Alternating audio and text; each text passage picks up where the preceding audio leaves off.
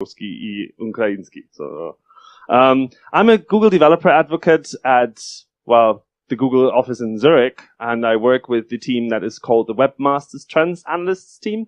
If that doesn't mean much to you, that's fine. You're going to learn about what I'm concerned with in a second.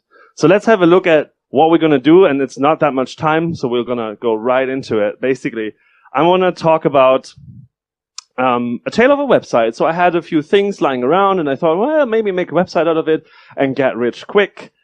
It didn't really work. I'm still not having a yacht or like living on a Caribbean island. So hey, here am I talking about a website. And then we want to talk about how to make it better using Angular and make it more modern and make it more manageable, because the code originally was not necessarily maintainable or scalable. And Angular is one way of doing that in a better way. But then once I did that, I found something was off. And I want to share this discovery with you that surprised me back there so that you don't have this bad surprise as well.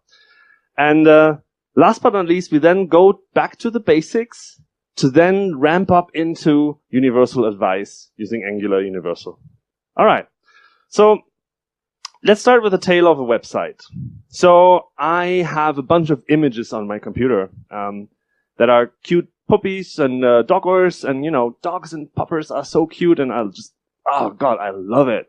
It makes me happy, and they look wonderful, and you see them in the morning, you're like, the day starts in a very great way, so hey, off we go into the adventure of whatever brings today. And if you have a bad day, you just look at them and you're like, So I think I should share this joy with the world. So as a web developer, what do I obviously do? I make a website, right? That's the obvious thing to do. So I might start like this, write some HTML, put some, images in and put some links for detail pages. And then I might even use some JavaScript to pull the content from an API. And once I have it pulled from the API, I'm going to display it dynamically and we'll be fine, right? The markup's more or less going to look like this. And whoops, what is going on with the clicker? And then we get an experience like this. This is on a slow 3G connection. But hey, we get to the poppers and we can scroll through them and we can even tap on them and see like more details. So we're having a pretty good experience, but maybe we can optimize a little more. So let's have a look at performance here. And as we can see, this website is actually doing pretty fine if you look at just the numbers, right? We get a performance 100, we get accessibility 100. That's fantastic. That's what you want to do, really. We get best practices 87 because I couldn't be bothered to actually use H2. So we are using HTTPS, but that's still good enough, I guess. But if we look closer to the numbers, it's actually better than you might expect originally. On a 2G or 3G connection, we still get our first contentful paint after 0.8 seconds. 0.8 seconds, that I think is pretty fine to like get some content on there. The first meaningful paint takes a little longer, basically not longer any at all, really. So like we get all the content there really quickly and we'll have a good time. Fantastic. But if we look at the videos or the photo stream for that, so we see like, okay, we get a bunch of nothing here, only for 2 frames. And then we already like start building up the application. That loads a while because we're going to the network here. But then we have the dogs there and our users are happy. Fantastic. So that's going to mean that, what's happening here with my slides? Oh, whatever. That's going to mean we're going to be fine. But the code is pretty messy and I do not really want to put this online yet. I want to make it more modern. I want to make it nicer. I want to give the user nice transitions when they click on the individual puppies and doggos. So what I want to do is I want to build a single page app and I'll use, the clicker is fun. I'm going to use Angular for that because, it's one of the many frameworks that I could have chosen. But I think it's one that is really well when it comes to scaling an application. Maybe I want to build like the dog imperium online. So I might have a lot of pages and I might have like a gigantic team of developers working on it every day. And I want to make sure that I have all the type annotations and all the niceties of Angular. So this is actually pretty nice because I just install the Angular CLI and then I can go ng new and then I create my project and then I can actually have my development server run and I build the application. And once I'm done building it, I can just package it up for deployment in a production environment and then I just deploy it somewhere and then I'll be happy. So what's then going to happen is we're going to have a look at how we're doing. So now I built all of this and I optimize it for production and I deploy it somewhere. And I'm getting still pretty good numbers. I mean, we're not having 100 anymore. We have 95, but come on, what's 5 points? Whatever, it's going to be fine. Accessibility is still going well. Best practices is also all right. Okay, let's have a closer look at the performance numbers here. Now these numbers have changed a little bit, don't they? We have 1.3 seconds until we get the first contentful paint, and actually a lot more time than the initial 800 milliseconds for the first meaningful paint. So we do a bunch of more stuff to get the content on the screen. What does that mean for the user? Well, I think it's worthy having a look at what that means by looking at the frame stream here as well. So this is more or less the same thing, right? We're having nothing for 2 frames. That's just because the network has to fetch our stuff and we are not using any caches. So this is the first visit. This is going to get better once we have stuff in the cache. Looks more or less the same. Now here we have some design changes, but it's still pretty much like, you know, loading spinners, loading spinners, loading spinners, loading spinners. This is interesting. We get the first image quicker. That's good. But then it takes longer to load the rest for some reason. So that might just be jitter, so we don't worry too much. So now that we have a fast app, we are basically done, right? I can just put some ads on it and then I'll be rich. I don't have to do anything. But unfortunately, looking at the data revealed not so nice numbers. Oh, bum. No page views, no time spent on my page. No one's going to put ads on my page, and I'm not going to make money from this. Even if I don't like ads, I might just sell subscriptions, but I'm not getting even any visitors. So if I don't have any free users, then I'm not going to get paid users either. So this was a surprise because I'm like, wait a minute. I mean, I just put a website online and you know, people should be coming to it and just clicking on it. So that raises the question, how do people find new websites? Well, maybe, just maybe, with a search engine. I hear that this web startup from the Silicon Valley does a pretty good job. I don't know. So this was my surprise. I'm like, okay, so I built my thing and I put it out there and no one's finding it. No one's seeing it. No one gets to it. Why is that? What's happening here? What's going on? So if I type in, what does Google know about my wonderful website? I get this response. And this response is worrying because it tells me that Google doesn't know about it. Google just goes like, whatever you're looking for, I have nothing. I don't have anything for you. And that was weird, wasn't it? I'm like, oh, wait, but my website is there. So why don't you find it? I mean, you're a search engine. You should find my stuff. So why is it not happening? And I'm like, what have I done? Did I upset them? Did I say something wrong? Did I wear the wrong shoes? I don't know. What do I have to sacrifice a chicken or something? What do I have to do to make this happen? Well, let's go back to the basics. Let's start from 0, basically.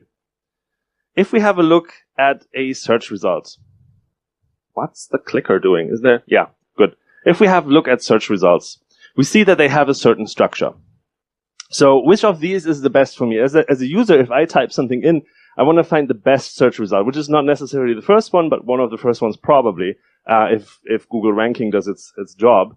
So how can I inform myself of what might be the best search result for what I'm looking for? Well, first things first, we have a title that hopefully tells me what this page actually is about.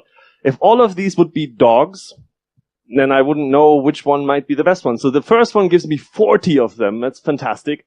The second one gives me some Twitter account, which might be good, might not be good. What if it's a Twitter account that has like 3 dogs on it? That's not really good. So I get 40 in the first one. That's fantastic. I get 21 in the last one.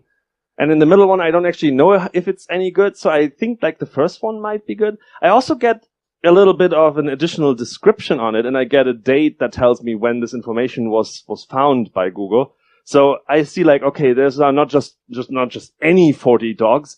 There are 40 of the cutest dogs alive.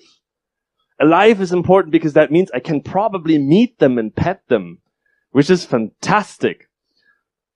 Right. So basically we have 2 ingredients here. We have a title and we have a description that helps me as a user identify which search result I care about or which search result might be helping me with what I'm trying to accomplish. In this case, look at cute puppies.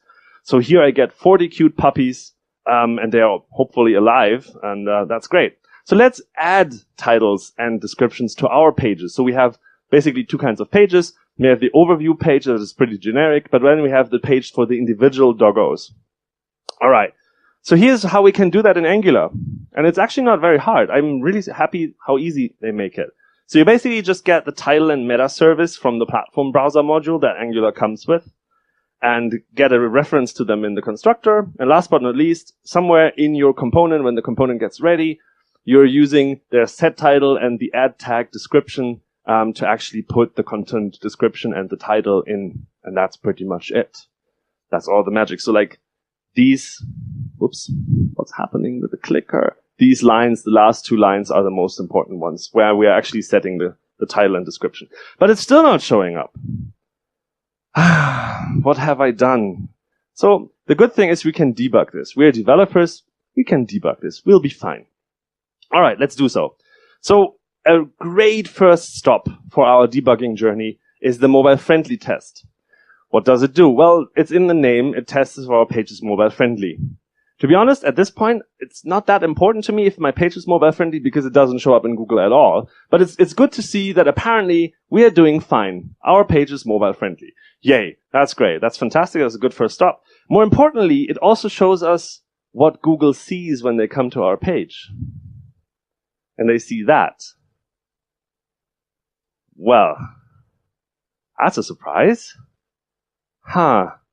So why is that? Was there something that wasn't loaded? Well, it says all of the things have been loaded, all resources have been available, it's fine, you're good. So that's not really helping. So what else could it be? Maybe there's some JavaScript problems. And look at that. Can you see that? It says uncaught type error, undefined is not a function. Okay. But the good thing is I can debug this. I now have a way to debug this. I can use ngrok or something to expose my local server to the internet, and then I can rerun these tests until I have fixed my problems. And that is amazing because this is basically our debug tool to figure out how Google search or the Google bot actually sees my pages. So then I do some work, and then we are done. So I do my investigation, I fix the issue, and then I'm done. Luckily, you don't have to do that because Angular does that for you. So they fix these problems. So if you just run a new Angular app, you'll be mostly fine. But we can do more than just that. And for that, I'd like to look at a few more broader things. So we're going to have a look at universal advice, not necessarily only for Angular, for any of your websites, really. So let's start with figuring out how does Googlebot actually work. Googlebot is the thing that we run that goes through all the internet pages, and we try to figure out what they are about and put them into Google search so that people can find them, which is important because, we want our stuff to be used by someone, so they have to be able to find it as well. So step first is we go crawling. Crawling means we basically have a bunch of URLs that we already know, and we start basically having a program which is called Googlebot, and it opens basically a browser. And it takes one of these URLs from the list and puts it in the browser, and then it loads that. And then we find some content, and then once we have the content from the website, we basically try to figure out what it is about. So in our case, it's like, oh, there's a headline that is about best doggos and puppers online. And you have all the cute doggos and puppers of the internet on this page. And then there's a bunch of images of dogs, and there's links to these dogs, and then that's new URLs. So we discovered new URLs that we can hand back to crawling. And then we have the cycle that keeps going on. So basically, Googlebot 24/7, 365 or 366 days a year, depending on if it's a leap year or not. We basically do this. So we crawl a page, we open a page in the browser, basically, this is what Googlebot does. And then we look at what this page is about. And then we basically figure out, so this page is about dogs. And it has a link to this other page that is about cats. That's fantastic. Cats, cool, yeah. And if you look for the best dogs online, then hopefully your page is going to be matching that request, and you have a descriptive title and a great meta description, and then we can actually work with that and show that to the user, and the user clicks on it, and you are happy, the user is happy, the dogs are happy. Fantastic. However, there's this question that keeps popping up. Okay, so it's crawling, but I remember when I wrote a crawler with Python or Ruby or Perl, yes, I'm old, I couldn't run JavaScript. I just got like some HTML source code back, and then I just like had to deal with that. But does Google run JavaScript when crawling my pages? And the answer to that is generally yes. But for interesting reasons, we can only do so in a deferred way. Now, what does that mean? Well, the thing is, the internet is big. The web is particularly big. So 2016, we crawled 130 trillion pages. That's quite a lot. Now, try browsing to 100 trillion pages on your computer. It's going to take a while.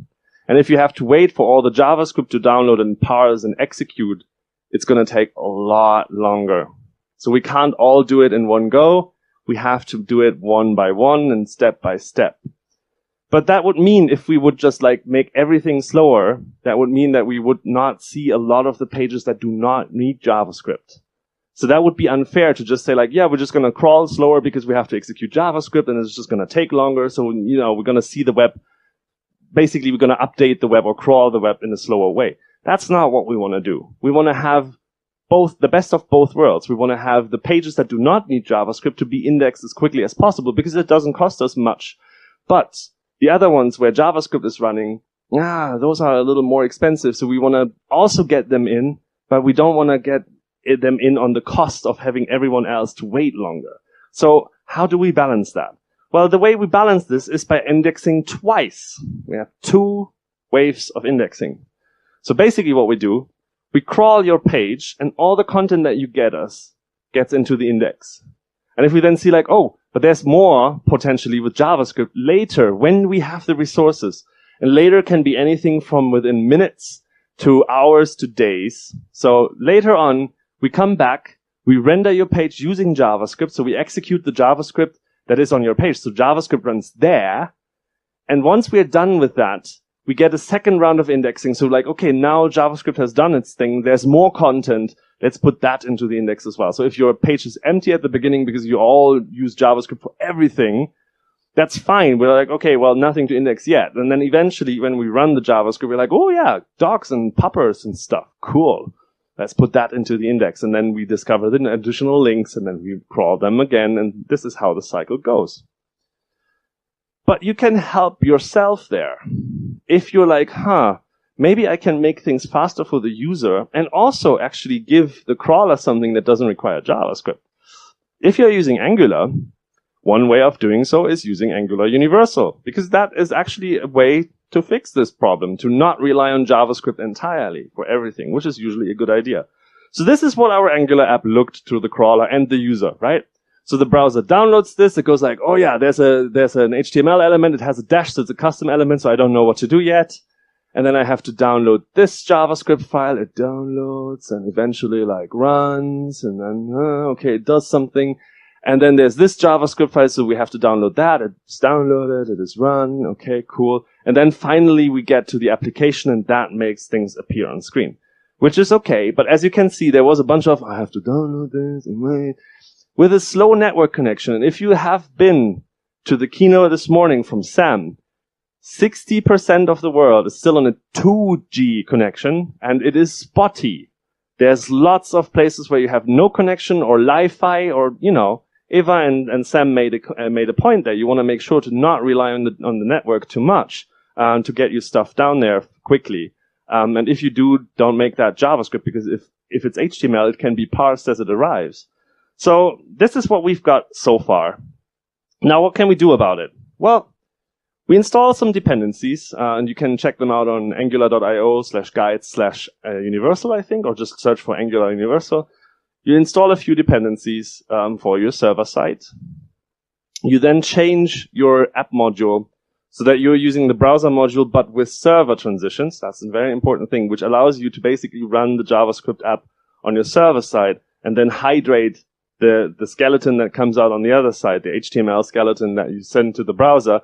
You hydrate that with the JavaScript single-page application functionality on top of what the user already got. And then we basically just create a server module, which is a module that loads all the dependencies and prepares our application to be run by a server-side environment. And then within your server, for instance, Express, you use the ng Express engine and basically run your application on the server side, fetch all the data there, and send as much as you can over the wire, rather than sending this empty skeleton of JavaScript. And this is what you get then. This is the benefit at the end of this process. What you get is you have the content here. You see this is about best doggos, and there is a doggo with a certain weird ID, and there's an image of that doggo, and it's a bloodhound, and it says it's a bloodhound. That's fantastic.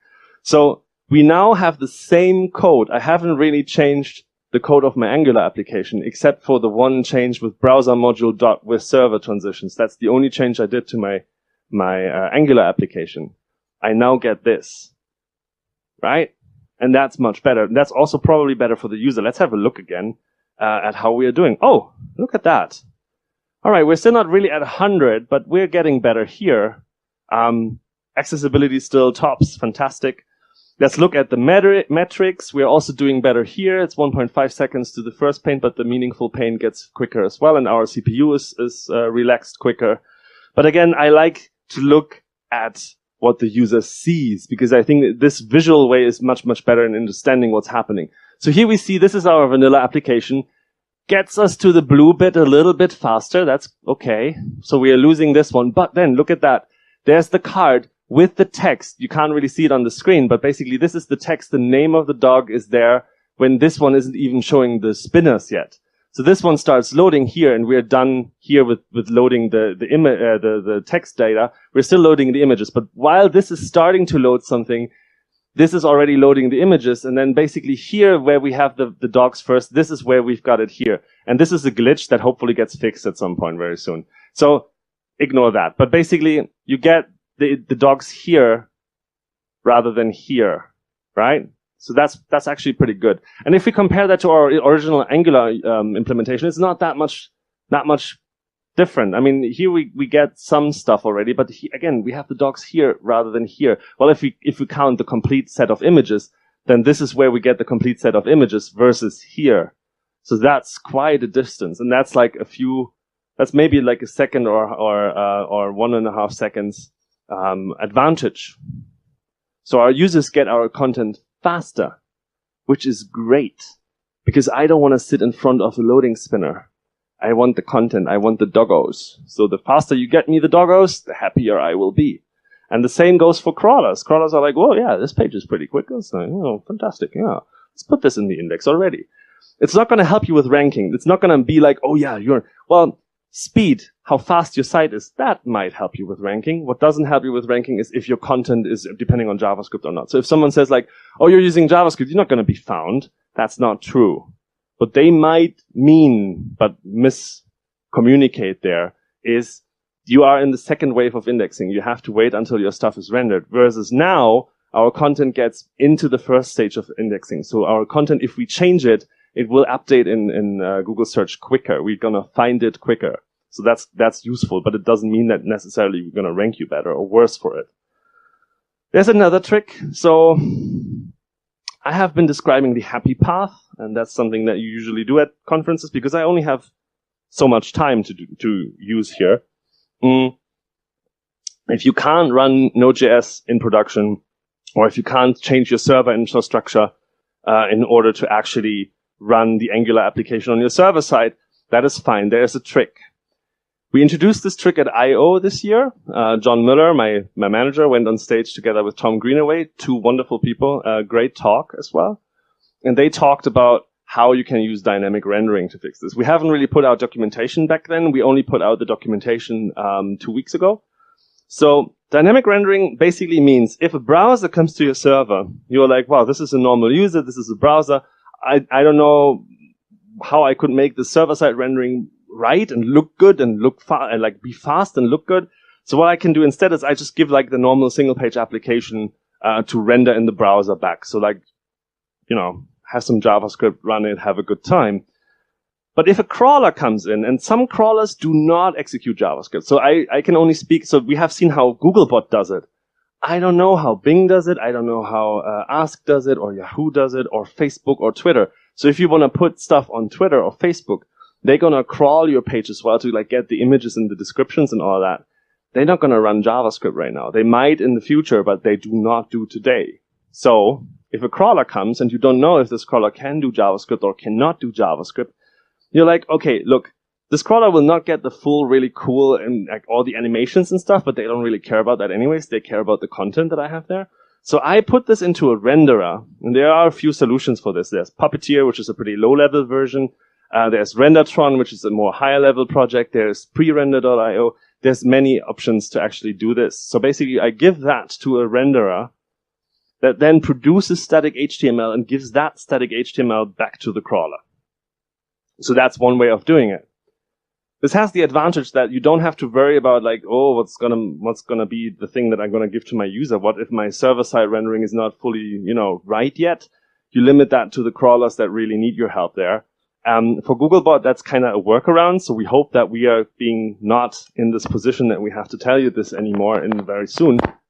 Okay. But right now, that's the situation. So you can use dynamic rendering as a workaround to get back into the first wave of indexing or to support crawlers that do not run JavaScript at all or only run a very subset. A thing that a lot of people don't know is, for instance, when I say run JavaScript, Googlebot runs a Chrome 41. That is from 2015. ES6? Not really. Right? There's a bunch of limitations. If you're interested in the limitations, you can go to developers.google.com and go to search and look for rendering on Google. We have a guide that explains how we are rendering and what we render and what we do not render. Also, if you think we are missing documentation, please let me know. I'm happy to have a look at it. Please don't talk to me about that. Please put that on Twitter or something, because then I have written evidence that I'm not making this up. Okay, cool. So dynamic rendering is one way of making this happen. And there's one more thing that I want to talk about before I get kicked off the stage, which is Search Console. It's another great tool to help you debug and fix problems quickly. So it shows you how you're doing in general. So here we see this page has a few errors that we want to have a look at. A few pages are just doing fine. A bunch of pages are not in the index. That's all right. Not being in the index means you can't be found. Which is not necessarily a bad thing. If you have lots of member pages that you shouldn't be finding on the internet, then that's perfectly fine. So these might be private pages or something that happen to be exposed to the internet, but we're not crawling them, we're not putting them in the index. It also gives you a tool where you can put a URL on your website, and basically you get a feedback. This URL is on Google, it's going to be fine, we have crawled it yesterday, all cool, it is mobile friendly, noise. This is called the URL inspection tool. We also have the opportunity to send you emails. So you have to verify for your page, and then we associate your domain. We associate your website, your domain with someone, and that can be multiple users. You don't have to do it alone. You can get half of your team on it, for instance, or your manager or something. And if there's any problems, we're going to email you. So you don't have to go to Search Console and check it every day. We're going to tell you what's wrong. We also have lots of more things, like if you're using AMP pages, we have information for that. If you're having issues with your robots.txt, a bunch of stuff is in Search Console already. And you can get it for free at g.co/Search Console. And I hope that you're at least nudging someone in your organization to verify for Search Console, because this tool is basically your one-stop shop for all sorts of things that concern technical SEO, page performance. You get analytics on what people are searching for and which search results they are clicking on to your page and all that kind of stuff. So definitely have a look at this. This is a great debugging tool as well. And there's more coming, so stay tuned. If you're at Chrome Dev Summit, definitely stay tuned for the day one talk that I'm doing together with Tom, because we're going to introduce a new feature from Search Console. With that, I'd like to thank you for your time, and I hope that you're building better websites now and make them faster and make your users more happy and let them discover what you've built more quickly. Thank you very much.